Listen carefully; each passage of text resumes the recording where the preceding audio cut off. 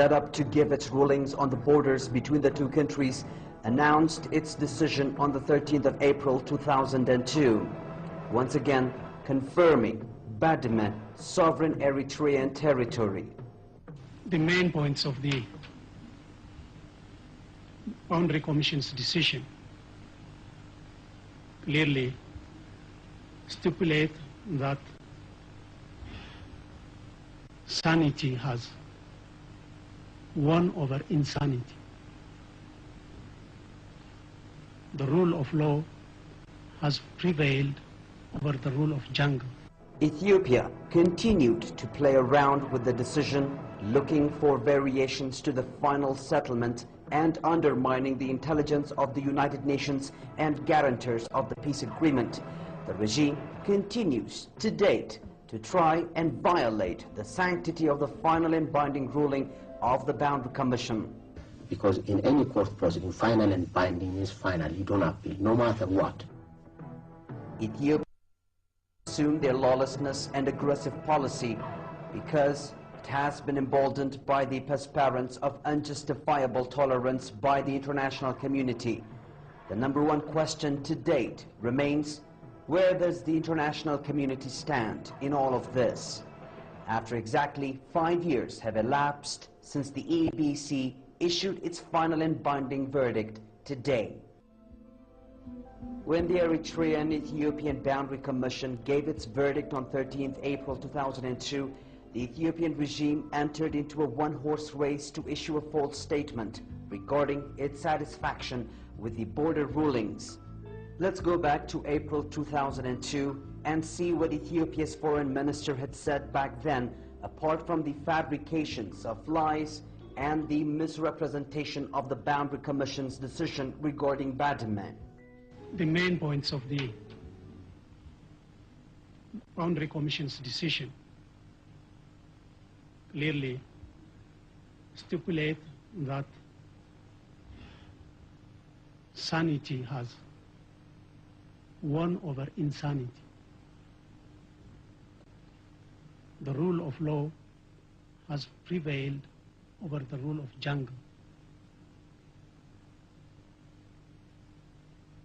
This decision has rejected any attempt by Eritrea to get reward for its aggression.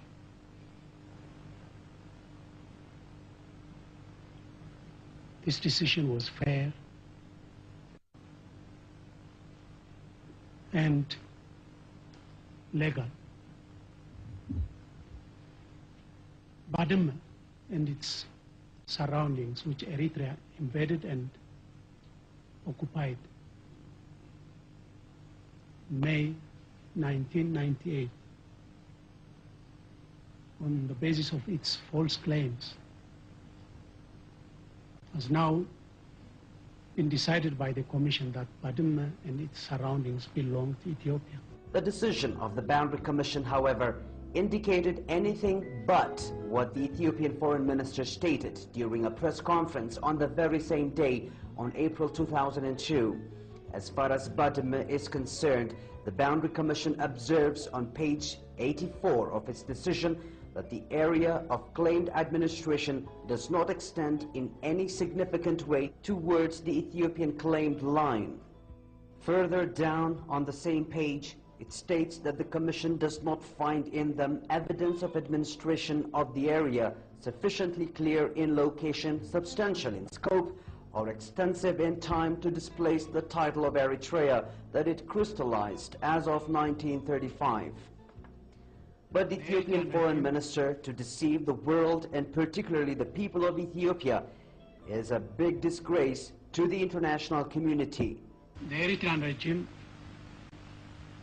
is obliged to accept and implement this decision. That's the only option they have.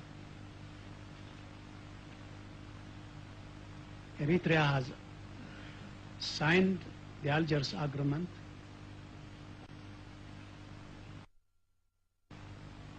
and has accepted that the decision of the Boundary Commission would be final and binding. So Eritrea is called upon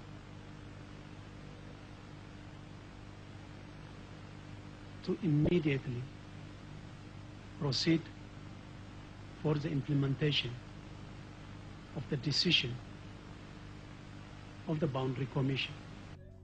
Either the Ethiopian Prime Minister and his Foreign Minister did not know what they're talking about, or there is a serious lack of communication within the regime. No matter how you slice it, the bottom line is that 1,000 lies can never add up to substitute the truth. Boundary Commission is still responsible for the demarcation of this delimited boundary between the two countries. The Commission has made it clear to both parties that there should not be any gap between the delimitation and demarcation process. It's calling for an immediate engagement in order to proceed into demarcation. So it's our hope that it would begin very soon. Unless members of this rogue Ethiopian regime are suffering from amnesia and cannot seem to remember all the lies they fabricated in the past, it certainly did not give anyone the impression that the regime is politically mature when its Prime Minister writes a letter on September 19, 2003 to officially declare Ethiopia's unequivocally rejection of the decision. Ethiopia's Prime Minister, in his letter to the then UN Secretary General Kofi Annan, declared that the boundary demarcation process is in terminal crisis.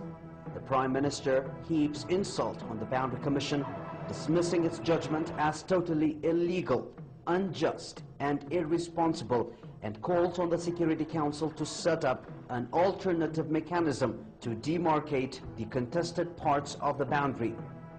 He further suggests that UNMI pack up and leave, and pleads for international recognition and endorsement of Ethiopia's occupation of sovereign Eritrean territories. Ethiopia's provocative letter represented nothing less than a wholesale assault on fundamental principles on international law, the key tenets of the Algiers Peace Agreement, as well as UN Security Council Resolution 1507. It is responsive with blatant lies and distortions in its accounts of the legal principles and findings the Boundary Commission invoked in determining the location of Badme. The letter of the Prime Minister had also urged the international community to exert pressure on Eritrea. On the contrary, the world has come to know by now who has been behind the delays in the peace process. If only the Ethiopian Foreign Minister would hear himself and the statements he made in April 13, 2002 in an attempt to deceive the world and violate the rule of law. Eritrea has signed in Algiers that the decision of the Boundary Commission would be final and binding. And Eritrea cannot and must not take any recourse except to accept this decision and commit itself to the speedy implementation of this decision. It certainly did not seem like Eritrea had any problem whatsoever with the Boundary Commission's decision. The regime in Ethiopia, which on the other hand had boasted victory when the Boundary Commission gave its verdict, seems to have changed its mind about the validity of the decision. Here is where the regime seems to have misunderstood the core of the decision. Article 4.2 of the Algiers Peace Agreement clearly states, a neutral body commission composed of 5 members shall be established with a mandate to delimit and demarcate the colonial treaty boundary based on pertinent colonial treaties 1900, 1902, and 1908, and applicable international law. Article 4.15 further states, the parties agree that the delimitation and demarcation determinations shall be final and binding. Each party shall respect the borders so determined, as well as the territorial integrity and the sovereignty of the other party. Ethiopia cannot thus arbitrarily and unilaterally discard these key provisions of the peace agreement or urge the Security Council to set up a new mechanism. And the Boundary Commission is an independent body. It's like a tribunal that will make a decision based on facts. Facts are based on the colonial treaties. The colonial treaties are very clear. The mandate of the Boundary Commission is clearly defined by the agreement signed. Both governments signed this agreement in December the year 2000. And the Boundary Commission will base its decision on the validity of the arguments that were brought by both parties during the year 2001. And the final decision will definitely be in congruence to the agreement signed. So I don't think why one can expect any foreign government or power be involved in the process of the arbitration. In its bid to sound even more convincing in its case, the regime also argued that the people of Ethiopia will not accept the decision of the Boundary Commission and that Ethiopia will be embroiled in a political crisis and civil war if they accept. These hackneyed arguments have been used by previous Ethiopian leaders to justify their wars of occupation. The truth is that the people of Ethiopia have enjoyed internal harmony only when they were at peace with Eritrea. Ethiopia became a source of instability in the region while its people became the victims of recurrent famines and pestilence. At any time it was at war with Eritrea. The regime in Ethiopia claimed to be not satisfied with the decision, and as far as it is concerned, its war agenda remained intact. But the fact remains, there was no good faith border dispute in the first place that could have led to war. The Ethiopian people hardly knew about Badme, and there was no popular demand pushing for war. Neither was it the regime's goodwill and desire to resolve the conflict legally that led to the formation of the Boundary Commission. The TPLF's underlying motive for unleashing the war was neither a dispute of Badme nor some other border issue. The TPLF's singular objective was to inflict military humiliation on the Eritrean people and dehumanize them, frustrate their efforts for economic developments and prosperity, and reduce them to a third or fourth class people and country. But the war did not produce the outcome that the TPLF craved for. Arbitration, it seems, had not appeased its insatiable appetite. This is precisely why the regime had been engaged in devising all sorts of obstructions to reverse the decision of the Boundary Commission. But the president of the Eritrean-Ethiopian Boundary Commission wrote in his letter to the then UN Secretary General Kofi Annan in response to the Ethiopian Premier's letter. Sir Elihu Lutterpact says that the Ethiopian Premier's letter is a cause of considerable dispute to the Commission and that the statement made in it are to the Commission's regret misconceived and misleading, and that there is no terminal crisis or otherwise which cannot be cured by Ethiopia's compliance with its obligations under the Algiers Agreement, and particularly its obligations to treat the Commission's delimitation determination as final and binding, and to cooperate with the Commission and its experts at all respect.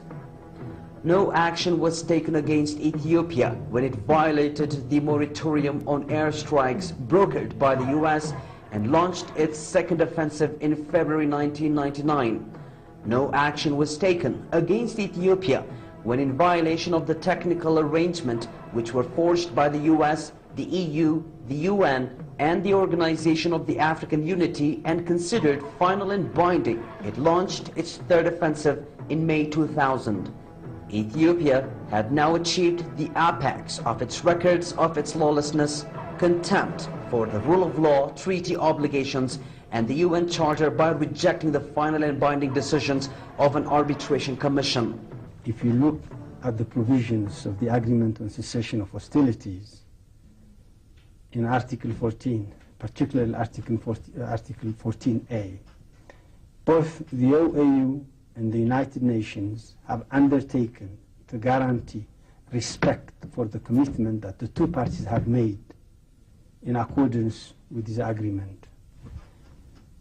And these provisions or these measures could include, of course, enforcement measures under the United Nations Charter to be taken by the United Nations Security Council.